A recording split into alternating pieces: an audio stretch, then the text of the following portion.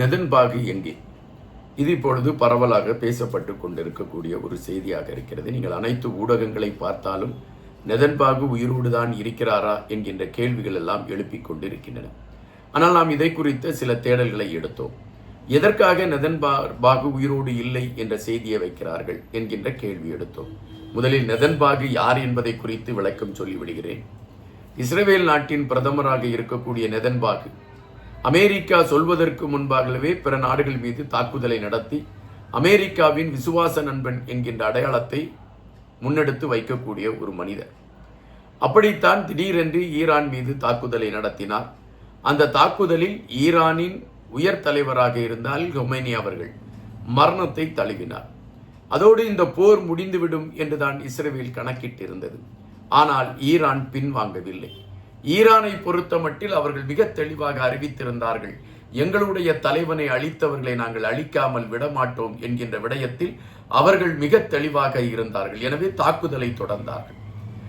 அமெரிக்காவிற்கும் இஸ்ரேலுக்கும் ஆதரவாக இருக்கக்கூடிய வளைகுடா நாடுகள் அனைத்தையுமே தாக்குவதற்கான களங்களை எடுத்தார்கள். அங்கு இருக்கக்கூடிய அமெரிக்காவின் இராணுவ தளங்கள், அமெரிக்காவின் தூதரகங்கள் தகர்க்கப்பட்டன. அமெரிக்கா ஒரு கணம் ஸ்தம்பித்து போய் நின்று விட்டது. இந்த சூழலில் ஈரான் மீதும் தாக்குதலை நடத்தியது அமெரிக்கா. இதே மிகவும் கோபத்தை ஈரானுக்கு உருவாக்க இஸ்ரேல் மீது அது ஏவுகணை மலைகளை பொழிய தொடங்கியது. இது தொடர்ச்சியாக நடந்து கொண்டிருந்த சூழலில் திடீரென்று ஈரானின் புரட்சிப்படை ஒரு அறிவிப்பை வெளியிட்டது. அந்த அறிவிப்பு என்னவென்றால், இஸ்ரேலில் நெதன்பாகு இருக்கக்கூடிய அலுவலகத்தை தகர்த்து விட்டோம், அதில் நெதன்பாகும் சிக்கி மரணத்தை தழுவிவிட்டார் என்கின்ற செய்தியை வெளியிட்டார்கள்.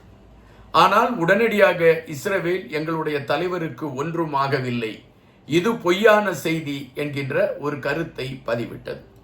ஆனால் சில சந்தேகங்கள் எழும்பத் தொடங்கின.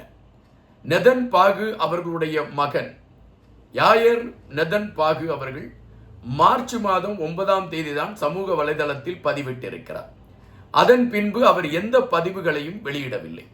அப்படி என்றால் ஒரு வீட்டில் துக்கம் நடந்தால்தான் அல்லது ஒரு வீட்டில் ஏதோ ஒரு பிரச்சனை இருந்தால்தான் அந்த வீட்டை சார்ந்தவர்கள் இதுபோன்று சமூக வலைதளங்களில் முகம் காட்ட மாட்டார்கள் என்கின்ற செய்தி எடுத்து வைக்கப்பட்டது. எனவே அது நெதன்பாகுடைய மரணமாக இருக்குமா என்கின்ற கேள்வியை எழுப்பியது. இந்த கேள்வி எழும்பிய மறு நிமிடமே ஒரு பரபரப்பான காணொலி வெளியாகிறது. இந்த காணொலியை யார் வெளியிடுகிறார் என்றால், இஸ்ரேலின் அதிகாரப்பூர்வமான அரசு இணையதளம் வெளியிடுகிறது. அந்த இணையதளம் வெளியிடக்கூடிய காணொலியில் அப்படி என்ன செய்தி சொல்லப்படுகிறது என்றால், நெதன்பாகு ஒரு காலை நேரத்தில் கையிலே கோப்பையுடன் தேநீர் அருந்திக் கொண்டு அவர் நிற்பது போன்ற ஒரு காட்சியில் அதில் சில விடயங்களை குறித்து பேசுவது போன்ற ஒரு காட்சி. அப்படி என்றால் நெதன்பாகு உயிருடன் தான் இருக்கிறார், ஈரான் பொய் சொல்லிவிட்டது என்கின்ற பரபரப்புகள் பரவத் தொடங்கின. ஆனால் ஈரான் இம்முறையும் பின்வாங்கவில்லை. ஈரான் என்ன குறிப்பிட்டது என்றால், ஒருவேளை நெதன்பாகு உயிரோடு இருக்கக்கூடிய சூழல் ஏற்படுமே ஆனால் அவரை அழிக்கக்கூடிய களத்தை நாங்கள் எடுத்துக்கொண்டே இருப்போம், அழிப்போம் என்று அவர்கள் குறிப்பிட்டார்கள். இங்கு அவர்கள் ஒரு கேள்வியை வைத்தார்கள். ஒருவேளை நெதன்பாகு உயிரோடு இருந்தால் இது எழும்பி இருக்கக்கூடிய ஒரு பிரதான கேள்வியாக இருக்கிறது. அப்படி என்றால் நெதன்பாகுக்கு என்ன ஆனது என்கின்ற கேள்வி எழும்பிவிட்டது. அதுதான் நெதன்பாகு காணொலி வெளியிட்டு இருக்கிறாரே என்ற ஒரு செய்தி வரலாம். ஆனால் அந்த காணொலியை பலர் சர்ச்சைக்குள் கொண்டு வந்தார்கள். இந்த காணொலியில் இருக்கக்கூடிய நெதன்பாகு உண்மையான நெதன்பாகுவா என்கின்ற கேள்வியை எழுப்பினார்கள். ஆனால் உறுதிப்படுத்தினார்கள் இஸ்ரேலை சார்ந்தவர்கள். இஸ்ரேலின் அரசு சார்ந்த இணையதளத்தில் வெளியிடப்பட்டிருக்கக்கூடிய ஒரு காணொலி எப்படி பொய்யாக இருக்கும் என்கின்ற கேள்விகள் எடுத்து வைக்கப்பட்டது. அப்படி என்றால் இது நெதன்பாகு தானா, ஒரு ஆய்வுக்குள் செல்லலாம் என்ற ஒரு ஆய்வுக்கான களங்கள் எடுக்கப்படுகிறது ஒரு புறம். இன்னொரு புறம் இது நெதன்பாகு அல்ல, அவருடைய கை விரல்களை பாருங்கள், அதிலே 6 விரல்கள் இருக்கிறது என்கின்ற ஒரு கருத்து பதிவானது. நெதன்பாகு தன்னுடைய கைகளை காட்டிக்கொண்டு பேசிய களங்களும் பேசுபடும் பொருளாக மாறியது. இந்த சூழலில் ஏஐ மென்பொருள் நிறுவனத்தை வைத்து ஆய்வுகளை மேற்கொள்ளக்கூடியவர்கள் மீதும் காக் என்கின்ற நிறுவனம் இந்த காணொலியை ஆய்வு செய்கிறது. எது உண்மை எது பொய் என்பதை கண்டுபிடிப்பதற்காக இந்த ஆய்வு எடுத்துக்கொள்ளப்படுகிறது. இந்த ஆய்வின் முடிவு என்னவாக இருக்கும்? இது அனைவருமே உற்று பார்க்கக்கூடிய ஒரு கேள்வியாக இருந்தது. காரணம், நெதன்பாகு உயிரோடு இருக்கிறார் என்பதை மையப்படுத்தி வெளியிட்டிருக்கக்கூடிய இந்த காணொலி உண்மையான காணொலியா அல்லது பொய்யான காணொலியா? உண்மையான காணொலி என்றால் நெதன்பாகு உயிருடன் இருக்கிறார் என்பது உர்ஜிதம். பொய்யான காணொலி என்றால் நெதன்பாகுக்கு என்ன ஆனது என்கின்ற கேள்வி எழும்பிவிடுகிறது. அந்த கார்க் என்கின்ற நிறுவனம் இந்த காணொலியை ஆய்வு செய்து அது தன்னுடைய அறிக்கையை வெளியிட்டிருக்கிறது.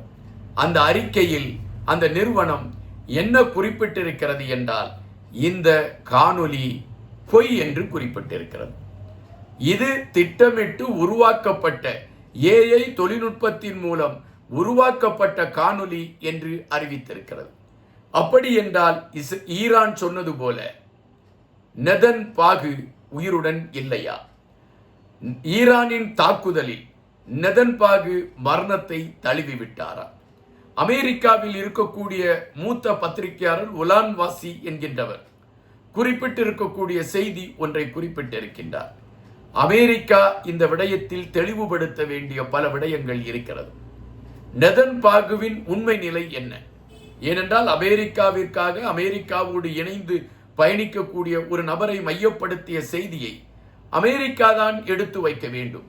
எனவே அமெரிக்கா இதை தெளிவுபடுத்த வேண்டும் என்ற கருத்தை அந்த ஒலன் வாசி என்கின்றவர் எடுத்து வைத்திருக்கிறார்.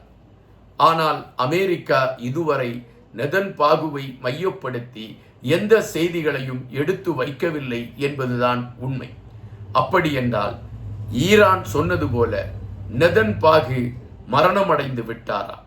மரணமடைந்து விட்ட நெதன்பாகுவை எப்படி அவர் மரணமடைந்து விட்டார் என்கின்ற செய்தியை வெளியே கொண்டு வருவது என்கின்ற களத்தின் அடிப்படையில் ஏஐ மூலம் ஒரு காணொலியை வெளியிட்டு அதன் மூலம் திசை திருப்புவதற்கான ஒரு வேலையை இஸ்ரவேல் எடுத்திருக்கிறதா என்கின்ற கேள்விகள் எழும்புகின்றன. ஆனால் அரசியல் விமர்சகர்கள் இன்னொரு கருத்தை குறிப்பிடுகின்றார்கள். எப்பொழுதுமே மொசட்டை பொறுத்தமட்டில் அவர்கள் ஒரு திட்டமிடுதலை வேறொரு கோணத்தில் இருந்துதான் ஆரம்பிப்பார்கள். எனவே நெதன்பாகு இல்லை என்கின்ற மாய தோற்றத்தை உருவாக்கிவிட்டு ஈரான் மீது ஒரு கடுமையான தாக்குதலை நடத்துவதற்கான ஒரு வேகத்தை இஸ்ரவேல் மொசட்டின் மூலம் எடுக்க தொடங்கி இருக்கிறதா என்கின்ற கேள்விகளை அவர்கள் வைக்கிறார்கள்.